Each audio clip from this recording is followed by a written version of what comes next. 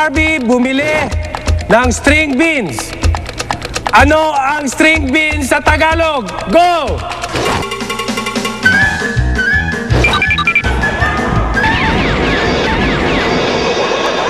Hindi na mabilang kung ilang beses lumagabog ang grupong karton. Bagsak dito, bagsak doon. Hay nako! Come on!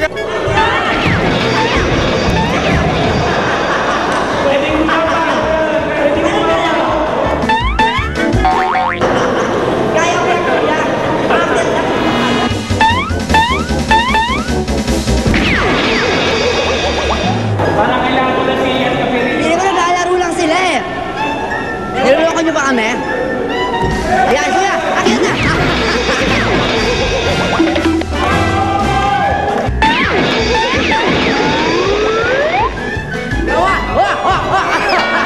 Dali! Ayan! Ayan na!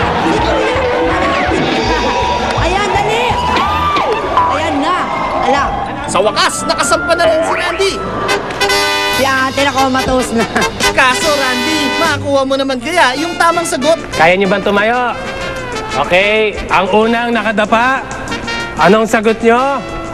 Tama, sitaw, ang yellow bag. Congratulations! Up! Pwede na kayong bumalik doon, pero wag na kayong dumaan dyan, parang awa nyo na. Okay lang naman po, hindi mo po masyadong masakit. Yung nga lang po, mahirap po talaga medyo tumayo. Kasi nga po, medyo madulas nga po. Naiintindihan ko po, kaya lang po talaga, yung kahit anong gawin ko na makasampa po dun sa taas, hindi po talaga umaabot yung mga binti ko. Doon, nabablanko na ako pagdating sa answer.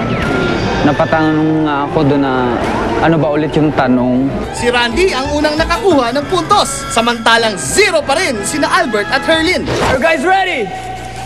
Yes! So agad-agad, simula na! Challengers!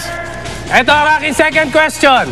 Inutusan ako ni Mayordoma bumili ng sangkap na lulutuin niyang ginisang repolyo. Ano ang pangunahing sangkap nito? Go! Takbo, ate! Ayan! Ayan! Oh!